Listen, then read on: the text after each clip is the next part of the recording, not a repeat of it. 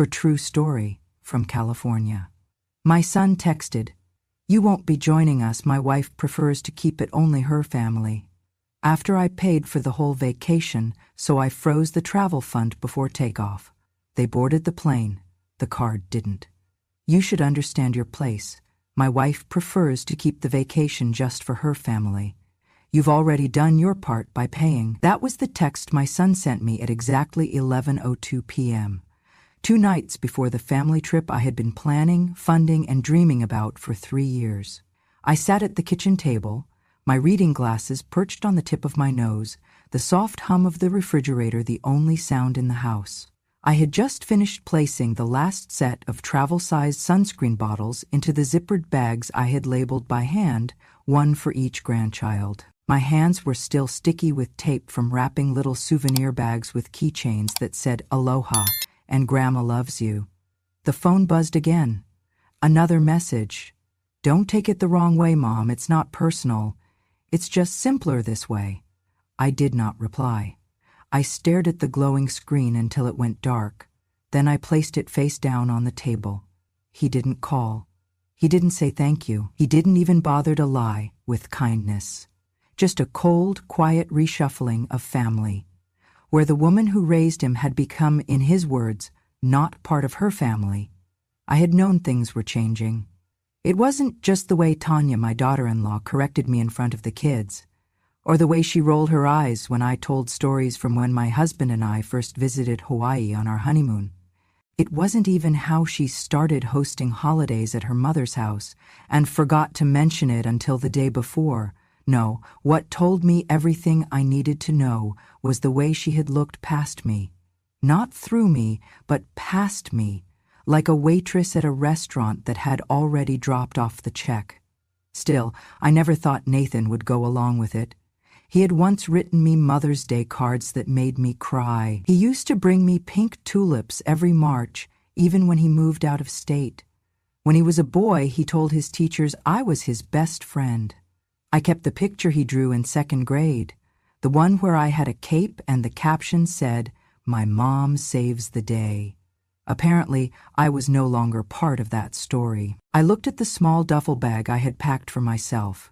Inside were 2 sundresses I hadn't worn in years, a photo of my late husband I planned to place on the dinner table during our night at the beach, and a small box of matches for the candle I wanted us all to light in his memory. The candle was lavender, his favorite scent.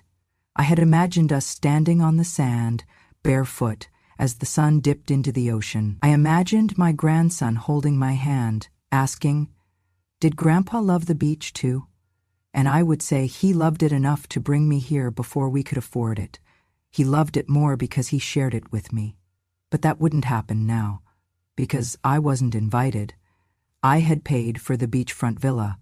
I had booked the flights. I had organized the airport transfers, the luau tickets, the snorkeling lessons, the breakfast baskets. I had spent hours on the phone with the travel agent, making sure the beds were soft enough for the kids, the walkways flat enough for Tanya's mother's bad knee. And now I was a line item that had been crossed off, the ATM that wired the funds and then quietly disappeared. I sat in the kitchen a long while. The clock ticked toward midnight. The house was dark around me, but I didn't turn on the light. I let the dim glow of the under-cabinet bulbs cast long shadows over the counters I had scrubbed earlier that evening. For a moment, I felt shame. Not anger, not even sadness, just shame. The quiet, aching kind that makes you feel like a fool for hoping. I thought about calling him. I even picked up the phone. But what would I say? "That hurts?" He knew that. "You've changed?" Of course he had. "Please let me come." I couldn't beg, not after all I had given. I set the phone back down. Instead, I got up, walked slowly to my desk in the den, and turned on my old laptop. The screen blinked awake, sluggish but familiar. I clicked open the folder labeled Hawaii Travel Fund. There it was, the total I had been building toward since the day I retired, $21,763.84. It had started with $10 bills tucked away in envelopes. Then I began selling old furniture. Then tutoring English online at night. Every dollar had gone into this trip. I had set up a travel fund account, linked the payments for the villa, the airline tickets, the services. I had also set up all the cards to pull from one primary source, mine, because I trusted them, because I thought trust was something I had earned. The cursor blinked. I hovered over the button that said, Freeze Account. A simple click would pause all payments. A phone call to the travel agency would halt everything. I didn't click, not yet. Instead, I opened a blank document and I started typing something else. Not a response to Nathan, not a plea, a list. A new list of names, women from the church who hadn't left the state in 20 years. My friend Carol, whose son hadn't spoken to her since she got cancer. Louise, who buried her husband last fall and still brought his photo to Bible study. Frances, who helped raise her grandkids but wasn't invited to their graduations. Beverly, who told me last month that no one had ever taken a picture of her on the beach. I saved the file. Then I went back to the bank page. I clicked Freeze. A small box popped up. Are you sure you want to pause all linked transactions? I clicked Yes. Another message. All linked cards will be disabled immediately. Yes. Then I sat back, closed the laptop, and took a deep breath. I picked up the souvenir bag I had made for my youngest grandson. I took out the keychain and placed it on the table. Then I unwrapped the others, one by one. And for the first time in 3 years, I let myself imagine a different kind of trip. One where I was not unwanted, not a burden, not a footnote, but a host. And I smiled, not out of revenge, but out of something stronger. Clarity. It started with a jar, an old mason jar I kept behind the flower in the kitchen cabinet. I called it the dream jar, though nobody knew that but me. Every time I skipped buying something small, a bottle of vitamins, a movie rental, a new pair of house shoes, I'd take that money, in cash, and slip it into the jar. It wasn't much at first. $5 here, the welk there, but over time it grew, quietly, like hope tends to do. 3 years I saved. I canceled my cable. I stopped buying my favorite tea. I tutored students online for extra income, even when my joints ached and my eyes burned. I turned the heat down at night and wore double socks. I declined invitations to lunch, telling friends I had a tight month. They didn't know I was putting every dime into that jar. For what? For a memory. For one last beautiful moment as a family. Hawaii wasn't just a destination, it was a symbol. James and I had gone there for our honeymoon. We were just 24, barely married, broke as could be. We shared a single suitcase and split sandwiches at lunchtime. He got sunburned so badly on the second day, he wore a bedsheet like a cape for the rest of the week. We laughed more than we ever would again. After he died, I made a quiet promise to myself. I'd take the family there. I'd let the grandkids see what he saw. Let Nathan feel the sand his father once walked. Maybe it would reconnect us. Maybe it would remind him of where he came from, of who loved him first. So I planned. I researched villas that could house all 9 of us. I called the travel agent a dozen times to ask about bed arrangements, dietary needs, and wheelchair access for Tanya's mother. I ordered custom t-shirts with everyone's name and the words, Family is Forever, 2023, printed across the front. I chose a beachfront home with a fire pit. I imagined us sitting around it, lighting candles, one by one, each of us saying a word to describe James.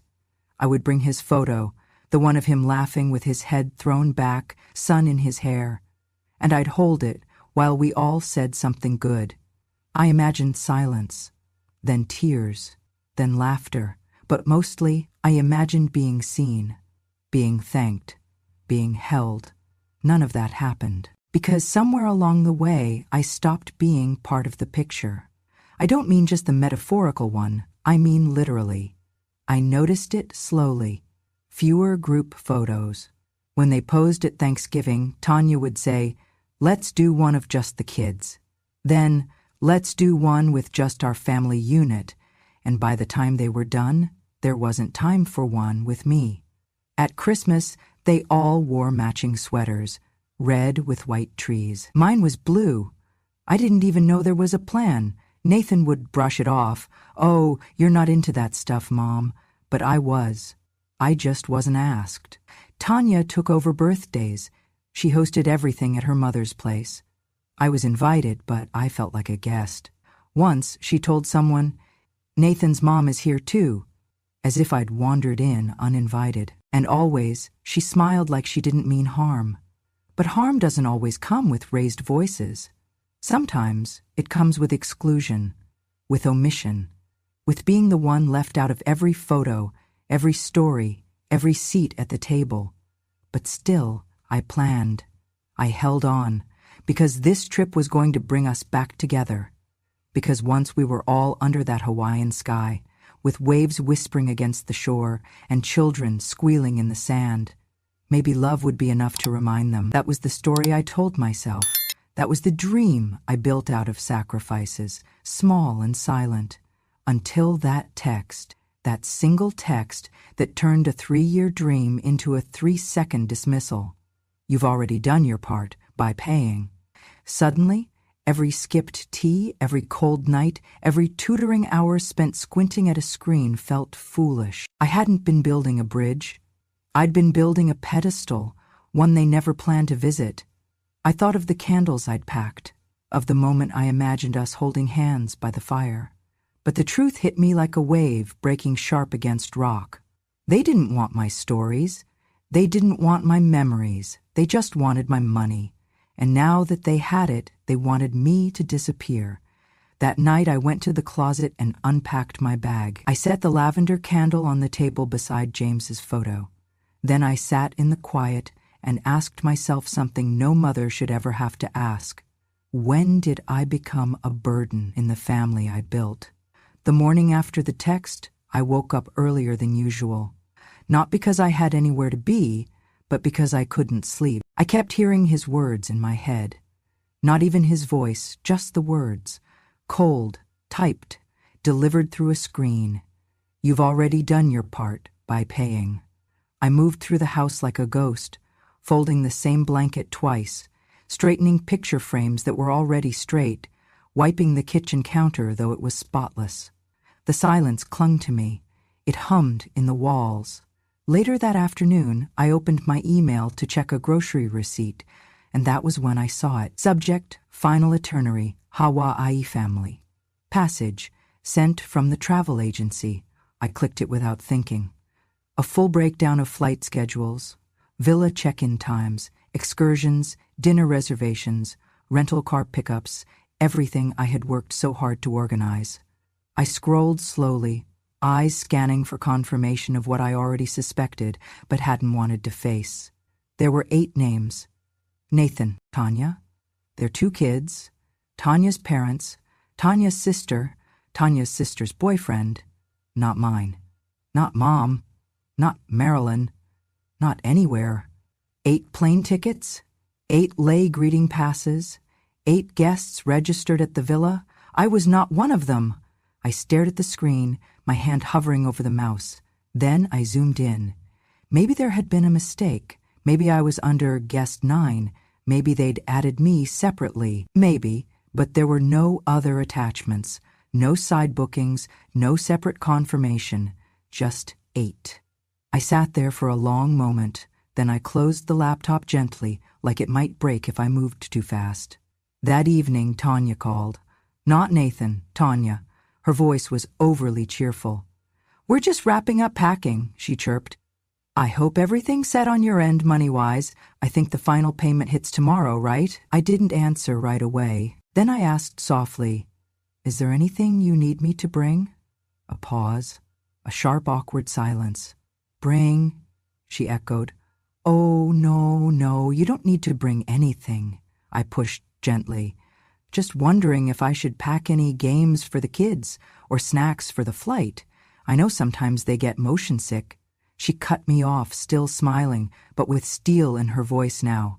"Marilyn, we've got it all handled. You really don't need to worry. In fact, we were thinking it might be best if you took this trip to rest. Stay home, focus on you." She didn't say it with malice, but the finality was there. They had planned the whole thing with me excluded, and were now pretending it was for my own good. After the call ended, I stood in my kitchen, staring out the window at the bird bath James had installed 20 years ago. The water was still, not a ripple, just like me, not angry, not shocked, just still. I walked to the closet, pulled down the small fireproof lockbox, and opened it.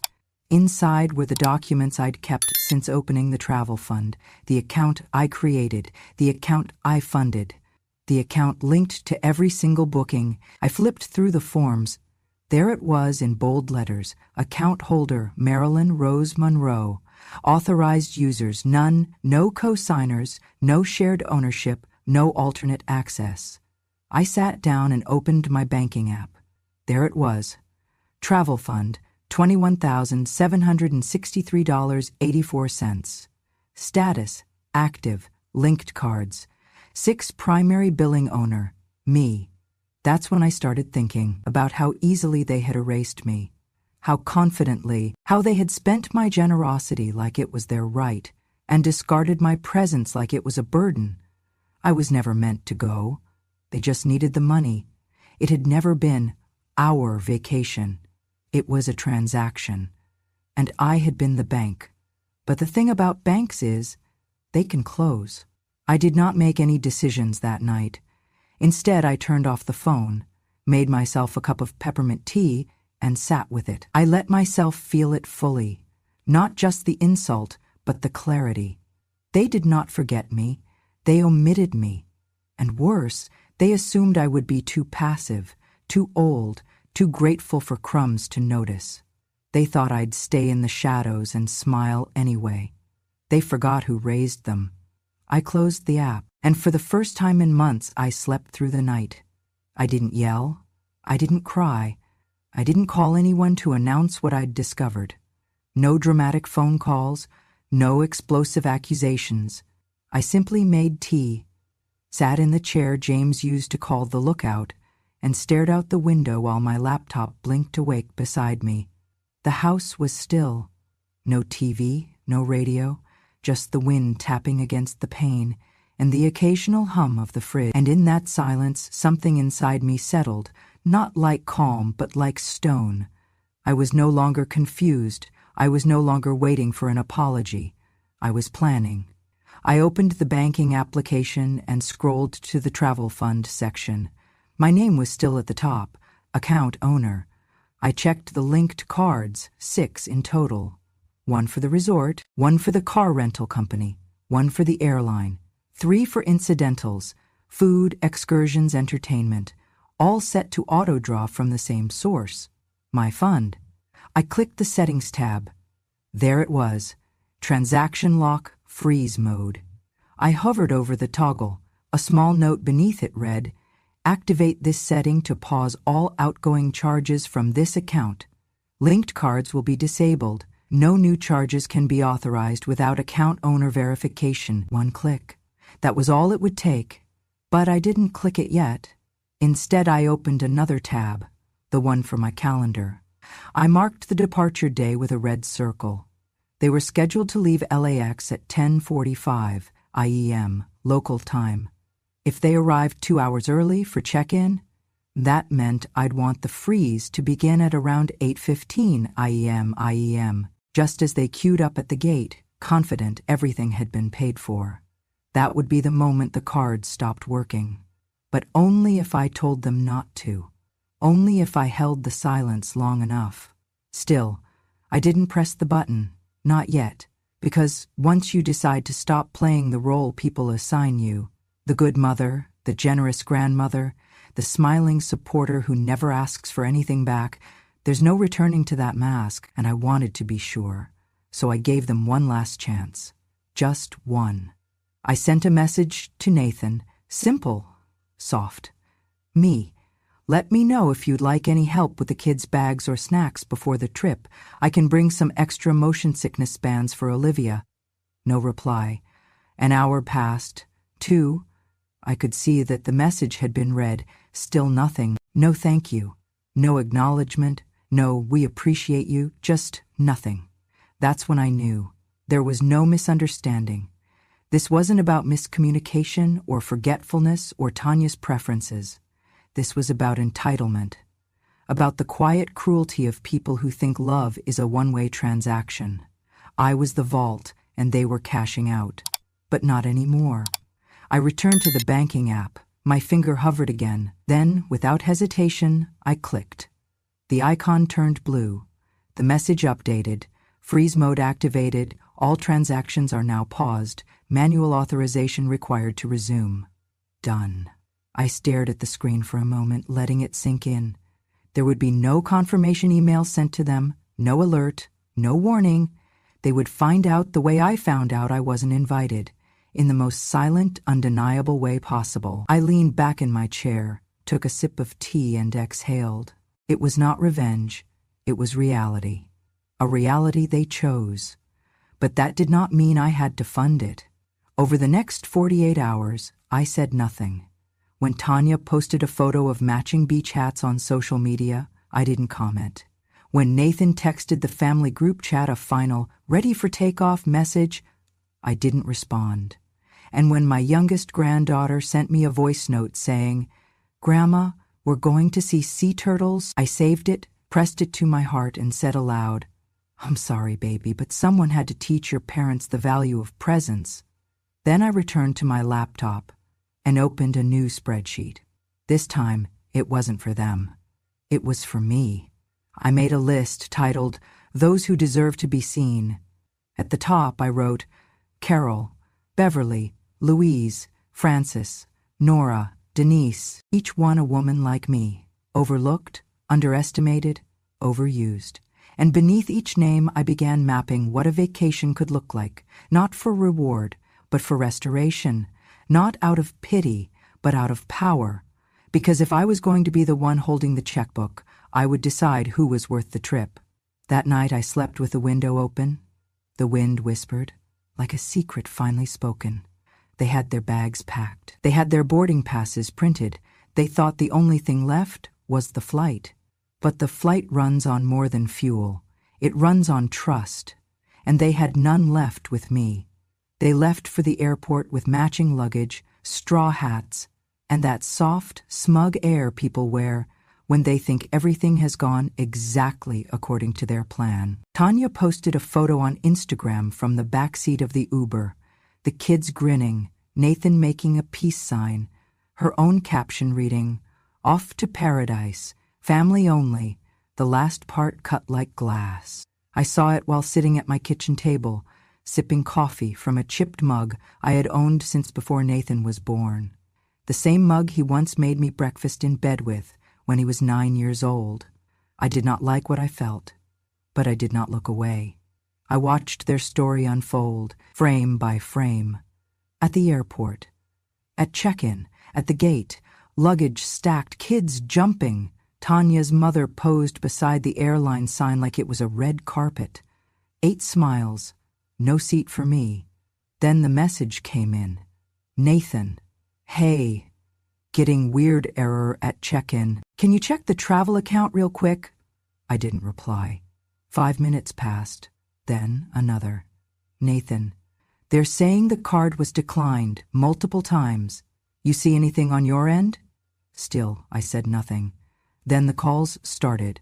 At first, 1 every 10 minutes, then every 5, then back-to-back. Voicemails followed. "Mom, it's me. Just give me a quick call, please." "Okay, I'm not sure what's going on, but we can't get the rental confirmed. It's saying funds unavailable. Can you look? Mom, please, the kids are freaking out. Just tell me if something happened to the account." I kept the phone face down. The clock read 8:27 a.m. The flight was scheduled to depart at 10:45 p.m. I pictured them standing at the counter, scanning and re-scanning those plastic cards, Tanya growing more frantic with each beep of denial, her parents asking questions in low, sharp tones, Nathan sweating, trying to pretend he was still in control. Then came a voicemail with a different tone. A low, urgent whisper.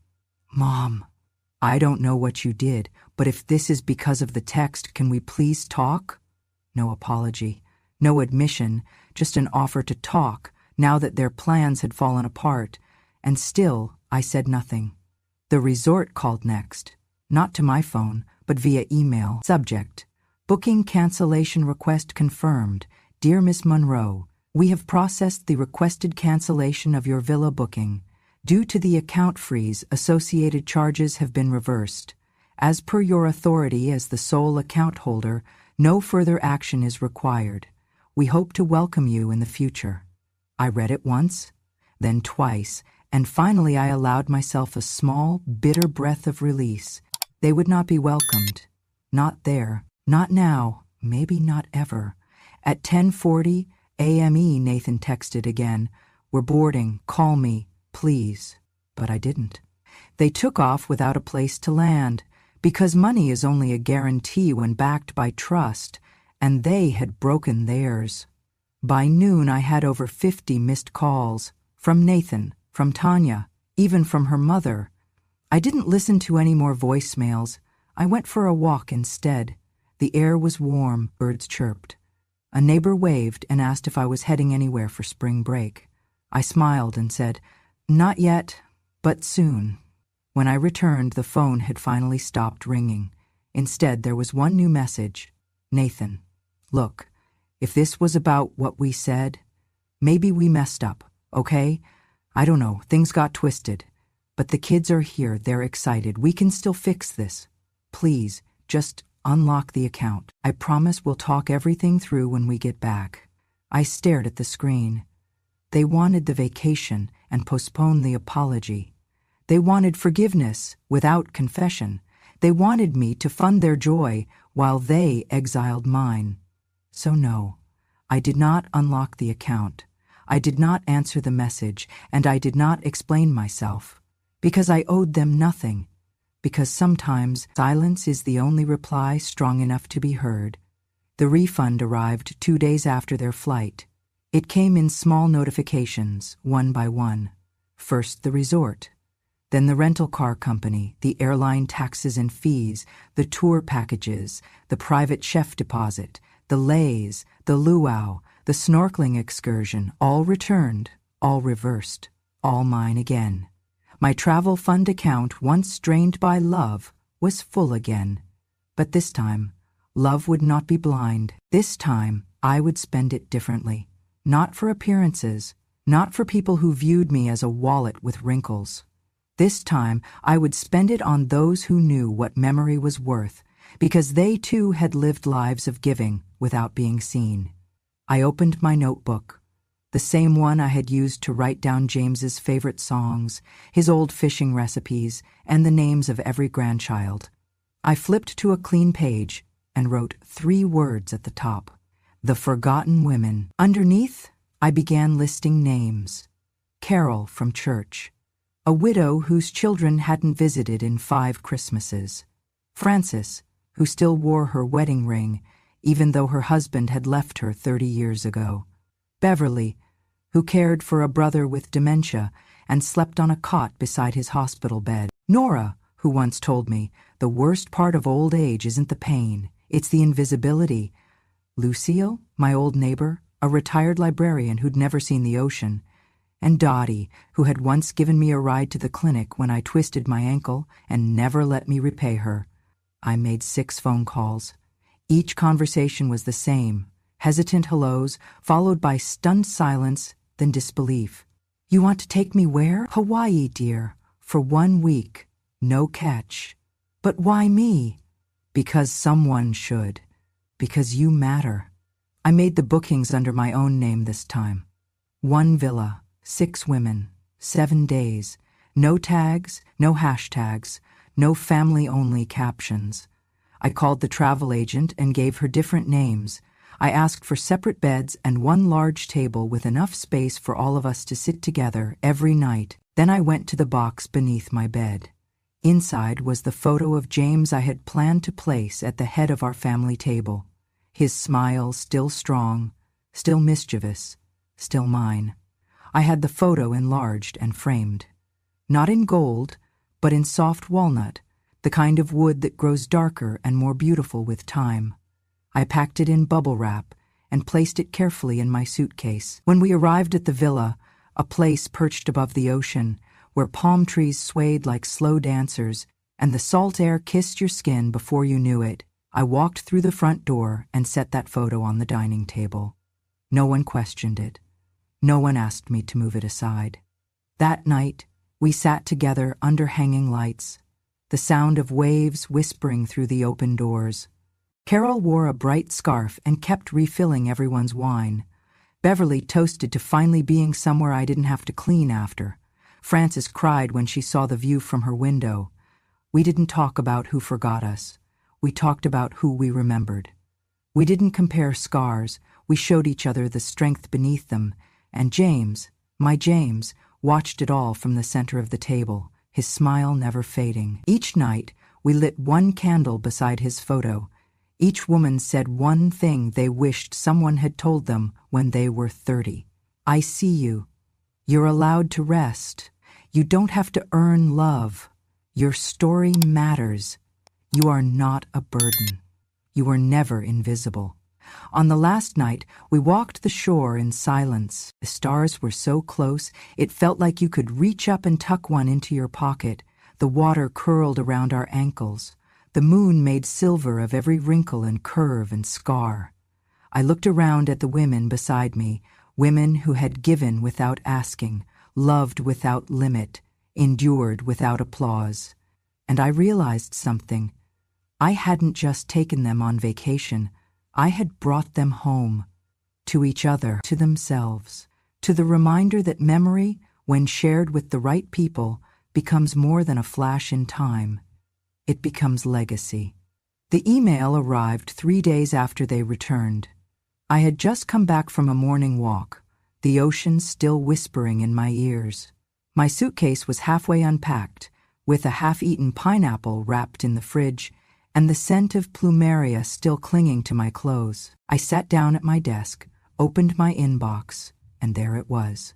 Subject: just want to clear the air, from Nathan.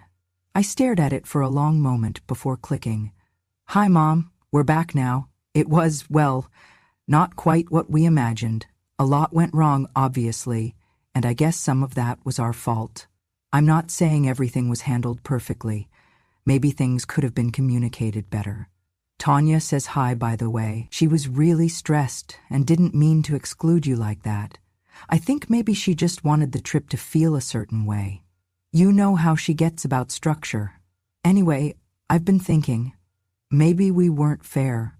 Maybe we messed up. But we're home now and trying to sort through a lot. Honestly, the kids are confused, and we're trying to shield them from too much drama. That said, we're in a bit of a bind financially. We had to rebook a bunch of stuff on credit, and it's kind of snowballing now. So I just wanted to ask, if you're able, could you maybe consider returning the original deposit we gave for the trip, or even part of it? I know you probably feel hurt, but we're still family. Just let me know. Nathan, I read it once, then again, then a third time. Each time, my eyes found their way back to one sentence. If you're able, could you maybe consider returning the original deposit? I leaned back in my chair, letting the silence sit thick in the room. They wanted the money back. Not just an apology, not healing, not reconciliation. They wanted a refund. I thought about the word deposit, as if they had invested something, as if they had contributed to a collective vision. But they hadn't deposited anything but assumption. Assumption that I would pay, that I would remain silent, that I would feel grateful to be included, even on the outskirts. I clicked the Sent Items folder and found the original transaction. Every payment had come from my name, my account, my sacrifice. There had been no shared fund, no co-signed contribution, just me. They were asking me to give them my money to cover the cost of their choices. It would have almost been funny if it weren't so familiar. Because that's what mothers do, right? Pay the bill and swallow the insult. Hold the pain and hand over the blessing. get erased from the photo but still by the frame. I closed my eyes and pictured the dining table in Hawaii, 6 women laughing, clinking glasses, passing bread, James smiling from the center, in his walnut frame. No demands, no expectations, just presence, just peace. Then I thought of Nathan's email. The absence of any real apology, the presence of excuses, the convenient inclusion of Tanya's stress, and the vague suggestion that I should just understand. But understanding doesn't mean surrender, and love without respect is not love at all. I reopened the email, hovered over the reply button, then closed it again. There was nothing I needed to say. Because if you need to explain why you won't refund betrayal, the person asking never deserved an explanation in the first place. I folded the laptop shut and went to the kitchen. I poured a glass of iced tea and looked out the window. A bird dipped low across the yard, brushing past the wind chime James had bought on our 35th anniversary. It sang a note as light as memory, and I smiled. I may not have received a true apology, but I no longer needed one, because I had something better. I had clarity, and I had kept what was mine. I sat on the beach, toes buried in the warm, forgiving sand, watching the tide roll in like breath itself. The sky was the kind of pink that only appears in postcards or memories you swore you'd forgotten. Behind me, the villa glowed with the sounds of women laughing, not loudly, not for show, but in that low, full way that comes from somewhere deep, from someplace healing. Frances was telling a story about the time she took the wrong bus and ended up 3 towns away from her wedding rehearsal. Carol was trying to teach Beverly how to hula with a flower tucked behind one ear. Dottie was singing an old lullaby under her breath. And Nora, sweet Nora, was writing a postcard to herself, addressed to the home she said no one had written to in over a decade. I watched them and thought, this is what family looks like when no one's trying to impress each other. Just presence, just joy, just permission to be. It had taken me a long time to understand that love doesn't come with volume. It comes with consistency, with showing up, with listening, with choosing someone even when they're no longer convenient. That night, after dinner, we gathered outside on the patio. I pulled out the candle. Lavender, the last one. I had brought 7. 6 were already lit, each one by a different woman, each one carrying a memory, a name, a goodbye they'd never been allowed to say aloud. Now it was my turn. I set James's photo at the center of the table. The women fell quiet. I held the matchstick in my hand.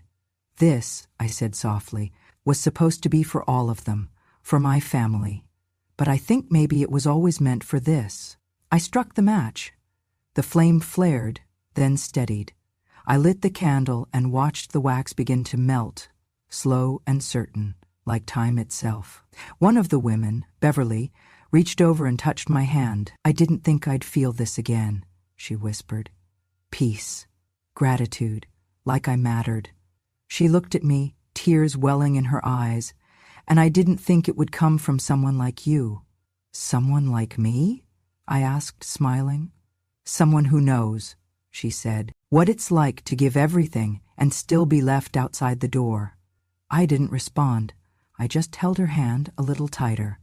After the candle burned for a while, I stood up and walked down to the edge of the beach. The women followed behind me, slowly, barefoot, each carrying a seashell or a ribbon or a single written name tucked in their pocket. We formed a circle in the sand. No ceremony, no script, just silence. And then I said it, not to them, not even to James, but to the part of me that had needed to hear it most. I'm not sad anymore. Because I wasn't. I wasn't angry either. I wasn't waiting for Nathan to call. I wasn't hoping Tanya would realize what she'd done. I wasn't holding out for some teary reunion where everyone finally understood how much I had carried. I had stopped carrying it. And for the first time in decades, I felt light. I thought about that email, that pathetic, calculated attempt to turn apology into negotiation. I thought about the years I spent trying to be enough for people who only saw me when they needed something. And I smiled. Not the kind of smile you wear at family gatherings where you're handed a paper plate and told to sit at the kids' table because there's no more room. No, this was the kind of smile that comes when you realize you were never the problem. You were just giving your best to people who'd already decided it wasn't enough. That's when the words came, quiet as the wind. Kindness breeds entitlement. So I erased that kindness. And now I owe nothing to anyone. Not because I was bitter, because I was finally free from expectations that had only ever drained me. Free from the weight of false belonging. Free from the performance of motherhood that required constant sacrifice without ever being asked, "And what about you?" I stood at the shoreline and let the waves come to me. They wrapped around my ankles and pulled at the sand like they were saying, "Let it go." So I did. I let go of the dream of a family that would hold space for me. I let go of the house I helped build but was never welcomed in. I let go of the quiet, endless reaching for approval I'd already earned 1,000 times over. And what remained was this: a handful of women, a villa glowing behind us, a husband's smile frozen in a photo, and a heart no longer begging to be seen. I turned back and looked at them, my chosen family, and thought, I was never left behind. I simply found the ones who were walking my way. If this story touched something deep in you, if you've ever poured your heart into a family that forgot you, if you've ever been erased and had to write yourself back in, then you belong here. This is Grandma True Stories, where silence becomes strength and memory becomes power. We tell the stories no one else dares to, of mothers discarded, of women who endured, of legacies rebuilt, not with noise, but with truth. So if you believe kindness isn't weakness, but wisdom that waits, if you believe that being forgotten isn't the end of your story, but the start of a better one, subscribe to Grandma True Stories today. Because when a grandma speaks, the world finally listens.